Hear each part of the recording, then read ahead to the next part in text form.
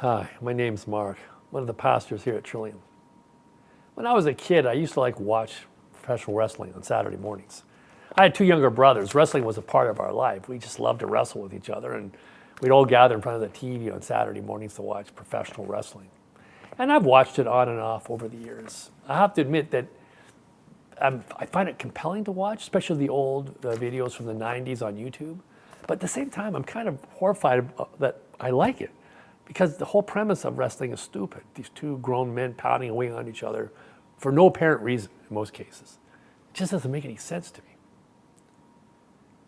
I was mentioning to you a couple weeks ago about climbing K2, this huge mountain, second highest mountain in the world.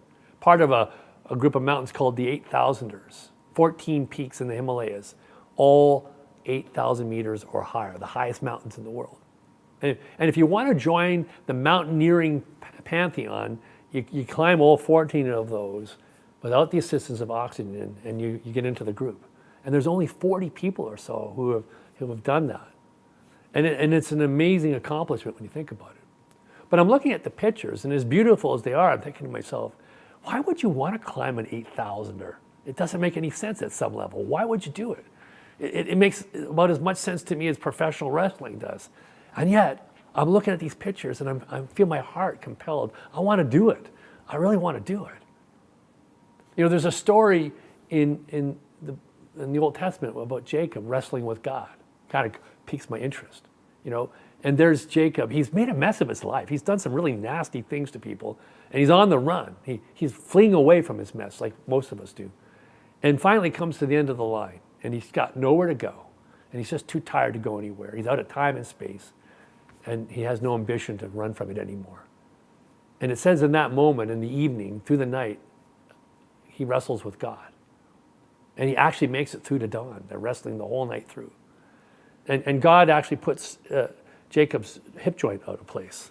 But Jacob won't let go. And finally, Jacob demands a blessing from God. And God renames Jacob, gives him a new name, Israel, a new identity, Israel. One who contends with God, one who wrestles with God.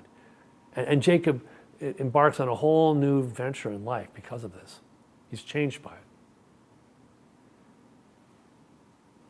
Most relationships that we have in life that are important to us have an element of contending in them.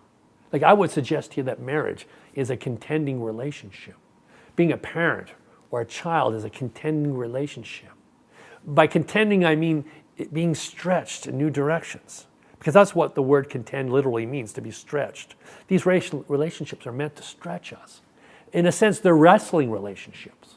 We marry someone and we don't seem to be fully conscious of the fact that we're choosing our wrestling partner in life. Because when you live with someone day in and day out, they're finally going to figure you out, and they're going to call you on your BS, finally. And you're not going to be able to slide stuff by them like you can do with other people. And that's true in sibling relationships. It happens sometimes in work relationships, good friendships.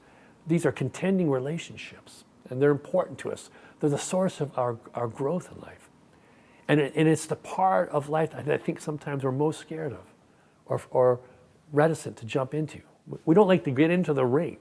You know, when a mountaineer gets into the ring with one of those giant mountains and climbs it, there's an element of contending going on between mountaineer and mountain, and it's powerful. But when you get two people into a ring who are both stretching each other, there's something even more powerful at work in life. You know, the story of Christmas that we're in the midst of right at this moment is a story of God entering into the ring with us, becoming one of us, being born in Bethlehem as a child.